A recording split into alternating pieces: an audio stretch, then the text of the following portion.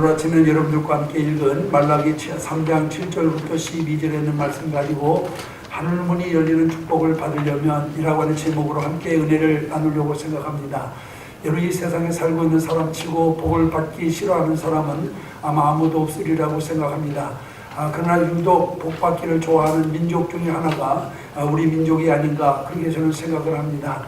우리 민족이 쓰는 전통적인 생활용품에 보면은 어김없이 한문으로 복복자가 새겨져 있는 것을 보게 되는데, 옷에도 침구에도 그리고 벽에도 대문과 방문과 창문에도 심지어는 밥그릇과 수저에도 복복자가 새겨져 있을 만큼 우리 민족은 복을 좋아하는 그런 성향을 가지고 있습니다.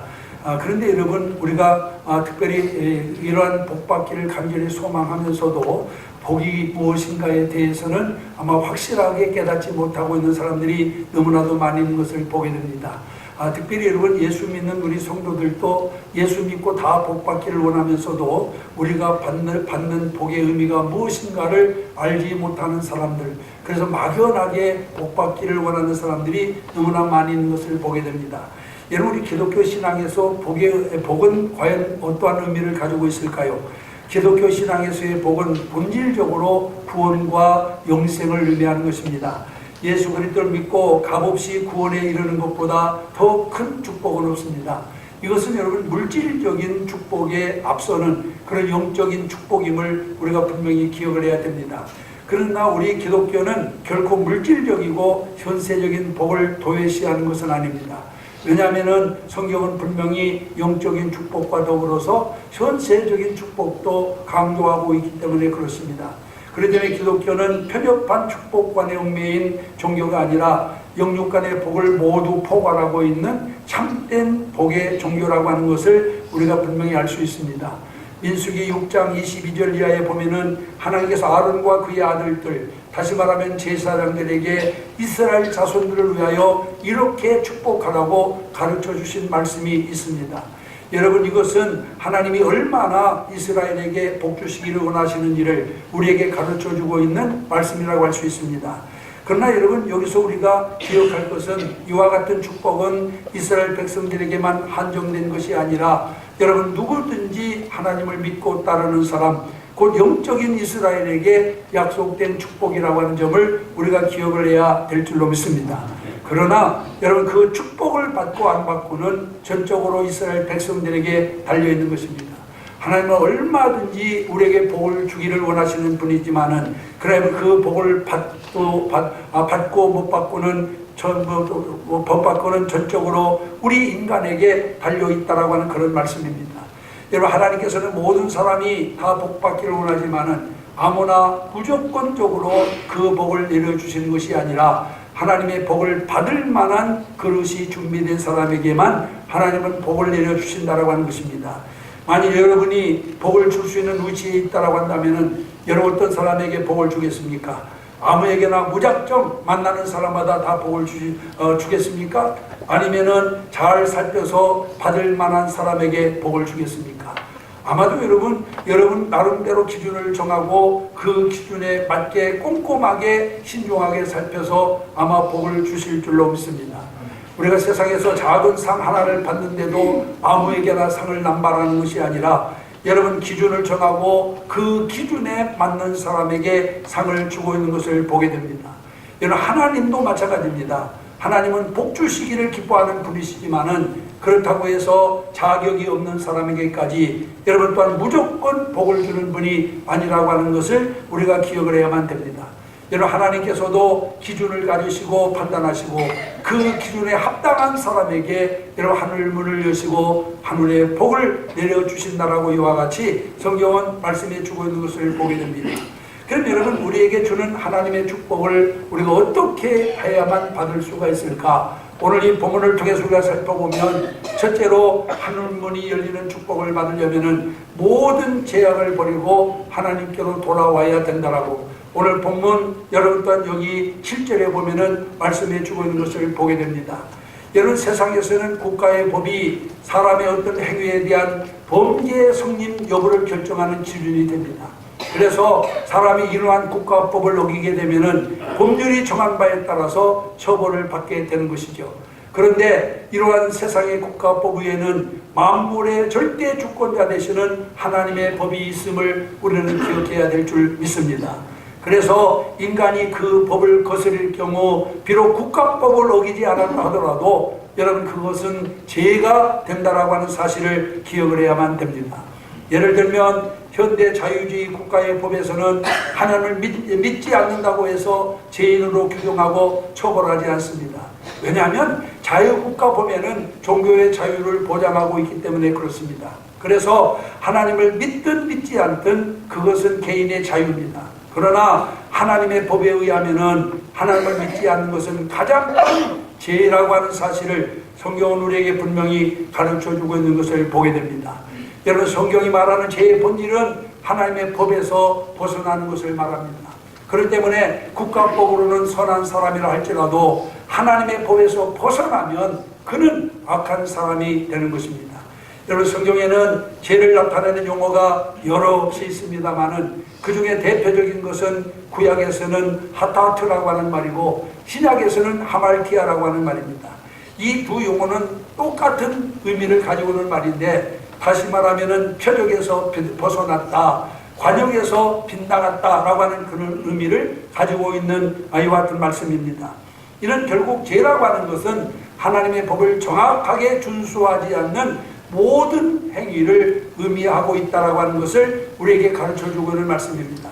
그러므로 우리는 세상의 법을 아무리 잘 준수한다 하더라도 하나님의 법을 준수하지 못하면은 범죄자가 된다라고 하는 사실을 우리 성도들은 절대로 잊어서는 아니 될 줄로 믿습니다. 오늘 본문 7절에 보면 하나님께서 이스라엘이 열조로부터 하나님의 법을 떠나 있었다라고 하는 것을 여기 가르쳐주고 있는 것을 보게 됩니다. 그러면서 이스라엘을 향하여 하나님은 뭐라고 말씀합니까? 돌아오라고 이와 같이 말씀하고 있습니다. 이 말은 죄를 회개하라고 하는 말입니다. 왜 죄를 회개해야 되나요? 그래야 하늘문이 열리기 때문에 그렇습니다. 여러분 한번 생각해 보세요. 하나님과의 관계가 죄로 말미암아 가로막혀 있는데 하나님께서 하늘문을 그 사람에게 열어주겠습니까? 여러분 열어주고 싶어도 열어줄 수가 없습니다. 이사야 59장 1절로 2절에 보면 이런 말씀이 있습니다. 여호와의 손이 짧아 구원하지 못하심도 아니요 귀가 통하여 듣지 못하심도 아니라 오직 너희 죄악이 너희와 너희 하나님 사이를 갈라놓았고 너희 죄가 그의 얼굴을 가리어서 너희에게서 듣지 않으시게 함이니라 하고 말씀하고 있는 것을 보게 됩니다. 그렇습니다. 죄란 이렇게 무서운 것입니다. 하나님께서 도와주고 싶어도 도울 수 없게 만듭니다. 많은 사람들이 죄의 파괴력을 무시하거나 간과하고 있습니다만은 죄는 그렇게 여러분 간단한 것이 아님을 기억하시기를 바랍니다. 죄는 많은 파괴력을 가지고 있습니다. 그 중에서도 가장 큰 파괴력이 뭐냐? 하늘문을 굳게 닫아버린다라고 하는 사실이에요. 그런데 우리가 하늘문이 열리는 축복을 받으려면은 우선 하나님께서 미워하시는 모든 죄를 버려야만 될 줄로 믿습니다. 그래서 간혹 성도 중에는 이를 핑계로 죄를 정당화하고 있는 사람들이 있습니다. 죄를 피해야 하는데 반대로 지치 않아도 될 죄를 일 때문에 짓고 또 그것을 정당화하는 것입니다. 이것은 자신의 영혼과 일을 함께 망치는 어리석은 짓이라고 하는 것을 우리가 기억을 해야 됩니다. 그렇기 때문에 하늘문을 여는 자가 되기 위해서는 죄를 멀리해야 됩니다. 모든 죄악을 회개해야 됩니다. 그리고 하나님께로 나와야 될 줄로 믿습니다. 그래야 하늘문이 열립니다. 형통한 삶을 살 수가 있습니다. 여러분 AP통신이 40년간 죄책감에 시달려온 한 노인의 이야기를 보도한 적이 있습니다. 이 노인은 아무에게도 자기 죄를 고백하지 않고서는 더 이상 견딜 수 없을 만큼 아이와 또한 정말 그 마음이 너무나도 불안했기 때문에 또한 마침내 그 자기가 40년 전에 지은 죄를 아이와 스스로 자수를 하게 되었는데 그가 지은 죄는 바로 워싱턴 은행에서 수천 달러를 횡령한 죄였습니다. 이 죄 때문에 그는 40년 동안을 여러분 하루도 편안하게 살지를 못했다라고 말합니다. 그는 재판부에 나가서 판사 앞에서 이렇게 진술합니다. 제게 있어 지난 40년은 사는 것이 아니었습니다. 사방은 어둠뿐이고 죄책감이 나를 무겁게 짓누르는 통에 단 1분도 평안하게 지내본 적이 없습니다. 하는 일마다 불통이었습니다. 이렇게 자수하고 나니 이제야 숨통이 좀 트이는 것 같습니다. 라고 이렇게 진술을 했다라고 하는 것입니다. 사랑하는 성도 여러분, 죄를 숨기고 40년 동안 깊은 시름과 압박에 시달렸을 그의 고통은 얼마나 컸겠습니까? 그러나 그는 40년간 숨겨온 죄를 자수하고 회개하고 나니 비로소 숨통이 터지는 것 같다라고 이와 같이 말씀하고 있는 것을 보게 됩니다. 이처럼 하나님께서는 자기 백성들에게 그들의 잘못된 행위를 끊어버리고 하나님께로 돌아올 것을 촉구하고 있는 것을 보게 됩니다. 우리가 하나님 앞에 나가기 위해서는 우리의 모든 죄를 회개하지 않으면 안 됩니다. 죄악을 가지고는 하나님 앞에 나갈 수가 없습니다. 죄악을 가지고는 하나님 앞에 설 수가 없습니다. 그렇기 때문에 하나님 앞에 나가기 위해서는, 하나님 앞에 서기 위해서는 우리의 모든 죄를 철저히 회개하고 끊어버려야 될 줄로 믿습니다. 그래야 주님을 만나게 되고 그런 사람에게 하늘문이 열리게 된다라고 하는 사실을 우리가 기억을 해야 되겠고, 그 다음에 두 번째로 하늘문을 열기 위해서는 하나님의 것을 하나님께 드려야 합니다. 여러분, 하나님의 것이 무엇입니까? 오늘 본문에서 하나님께서는 하나님의 것이 무엇인가를 확실하게 우리에게 가르쳐주고 있습니다. 오늘 본문 8절에 보면은 하나님의 것은 11조와 봉헌물이라고 이렇게 여기 명확하게 말씀하고 있는 것을 보게 됩니다. 여러분, 요즘 사람들 세금이 얼마나 정확합니까? 수입 지출을 항목별로 세분화하여 정확하게 관리합니다.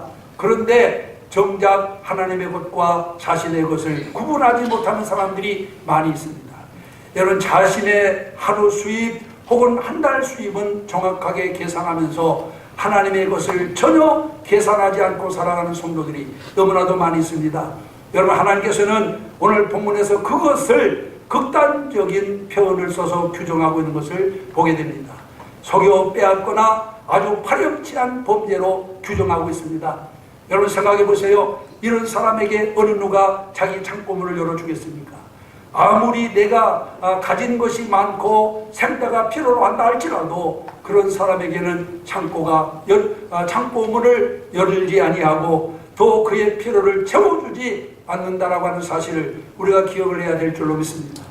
하나님께서도 마찬가지입니다. 하나님께 마땅히 드려야 할 하나님의 것을 드리지 아니하고, 여러분 또한 있는 사람에게 하나님이 하늘문을 열어주겠습니까? 여러분, 11조는 하나님의 것입니다. 하나님께 드려야 될 봉헌물입니다. 하나님은 당신을 시험하는 것을 금하고 있습니다만은, 그런데 다른 한 가지만을 예외로 하고 있습니다. 그게 무엇인가요? 오늘 본문 10절에 보면 만군의 여호와가 이르노라, 너희의 온전한 11조를 창고에 들여 나의 집에 양식이 있게 하고 그것으로 나를 시험하여 내가 하늘문을 열고 너에게 복을 쌓을 곳이 없도록 붙지 아니하나 보라 하고 말씀하고 있습니다. 여러분, 이 말씀을 보면 11조로 하나님을 시험해 보라고 말씀하고 있는 것을 보게 됩니다. 11조는 하늘 창고를 열 수 있는 열쇠이자 축복의 지름길임을 믿으시기를 바랍니다. 어거스틴이라고 하는 사람은 그런 말을 했어요. 하나님께서는 그의 자녀, 그의 백성에게 축복 주시기를 원하십니다. 하나님은 성경 말씀에 기록된 대로 온전한 11조와 헌물을 통해서 하늘문을 열어주십니다. 하나님 앞에 복받기 원하는 사람은 온전한 11조와 헌물을 드리는 비결을 배우고 그 비결을 통해서 하나님의 축복을 받아야 됩니다. 라고 그렇게 그런 설교를 했습니다. 여러분, 여기 보면 어거스틴은 우리가 축복받는 비결이 바로 여기에 있다라고 하는 사실을 우리에게 가르쳐주고 있는 것을 보게 됩니다. 여러분, 존 데이비슨 록펠러를 아마 모르는 사람이 없을 겁니다. 그는 1839년 7월 8일 미국의 한 농촌에서 가난한 농부의 아들로 태어납니다. 그는 가난하게 자라났습니다마는 어머니로부터 훌륭한 신앙 교육을 받고 자란 탓에 훗날 세계에서 가장 큰 부자가 되었어요. 록펠러가 세계 최고의 부자가 되었을 때 한 신문기자가 록펠러를 찾아와서 그에게 물었습니다. 회장님께서 세계 최고의 부자가 되었는데 세계 최고의 부자로 성공한 비결이 무엇이라고 생각하십니까? 라고 물었어요. 그러자 그는 망설이지 않고 이렇게 대답합니다. 우리 어머니가 나에게 물려준 3가지 유산이 있기 때문입니다. 그 유산 덕분에 오늘의 내가 있는 것입니다. 라고 이렇게 얘기했어요.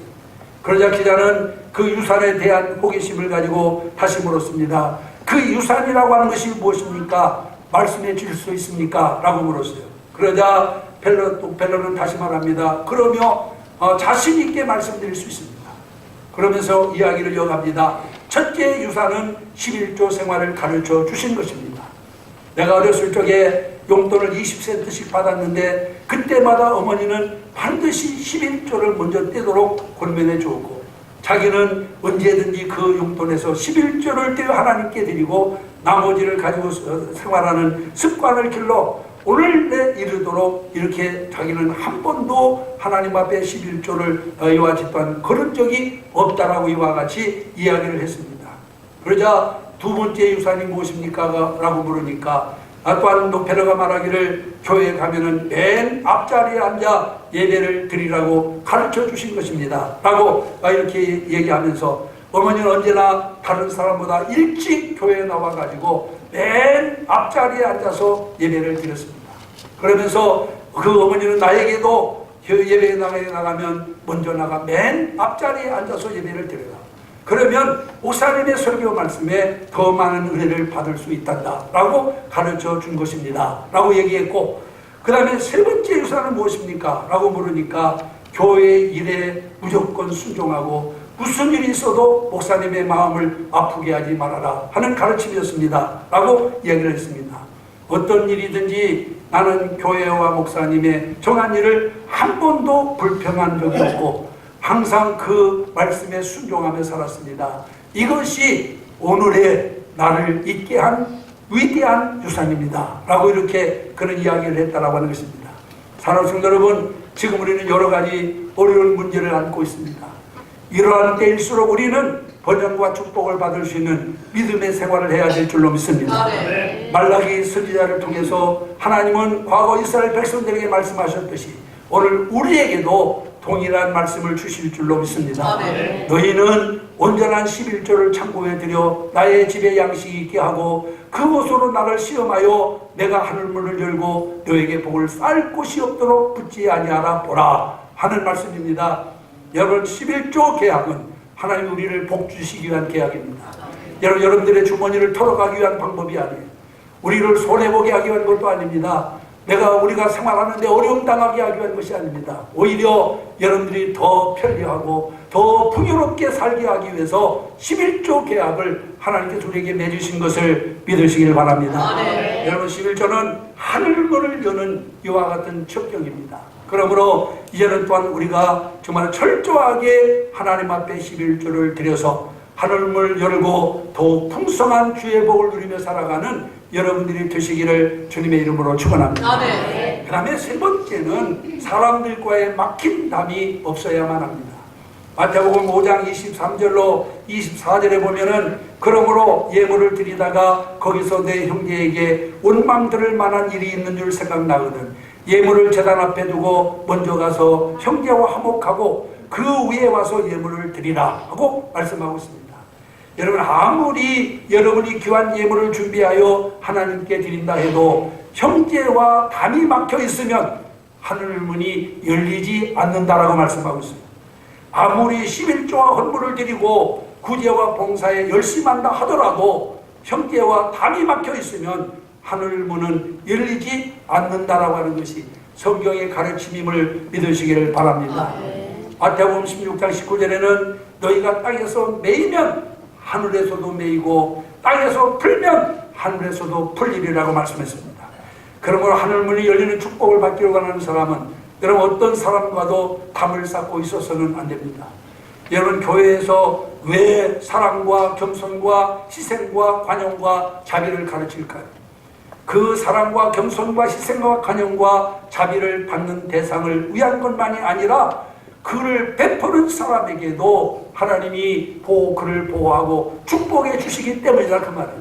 그때 우리가 누구를 사랑하는 것은 그 사람만 위한 것이 아니라 나도 위한 것입니다. 여러분, 그것뿐만 아니라 우리가 나를 희생하고 자비를 베푸는 것도 그 자비의 대상뿐만 아니라 나에게도 그것이 복이 되는 것을 믿으시기를 바랍니다. 그런데 성도들 가운데는 이것을 모르고 사랑, 희생, 겸손, 관용, 자비를 베푸는 것은 자기만 손해보는 것처럼 생각하는 사람이 많이 있습니다. 이것은 잘못된 생각입니다. 내가 살고 내가 잘되고 내가 축복받고 내 자손이 잘되기 위해서라도 우리는 모든 사람과 막힌 담을 헐어야 될 줄로 믿습니다.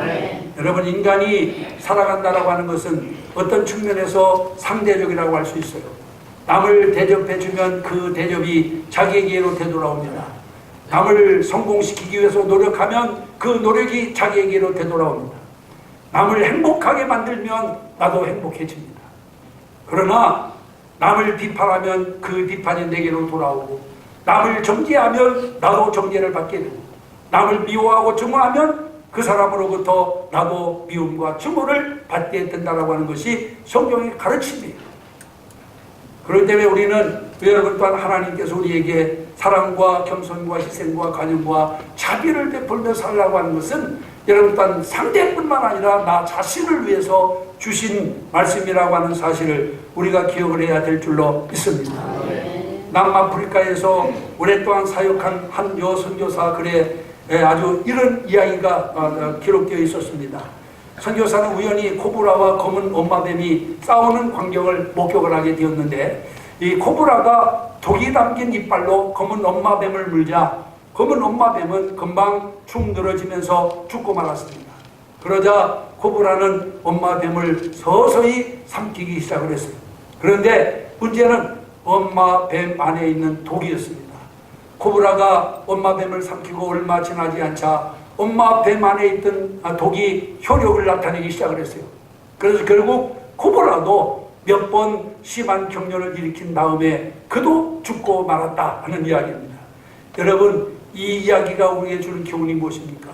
이웃을 죽이는 독이 결국 자신을 죽인다라고 하는 사실을 우리에게 가르쳐주고 있는 말씀인 줄로 믿습니다. 이웃을 세워주는 아름다운 마음은 오히려 자신을 굳게 세워주는 힘이 된다라고 하는 사실을 여러분들 꼭 기억하시기를 바랍니다.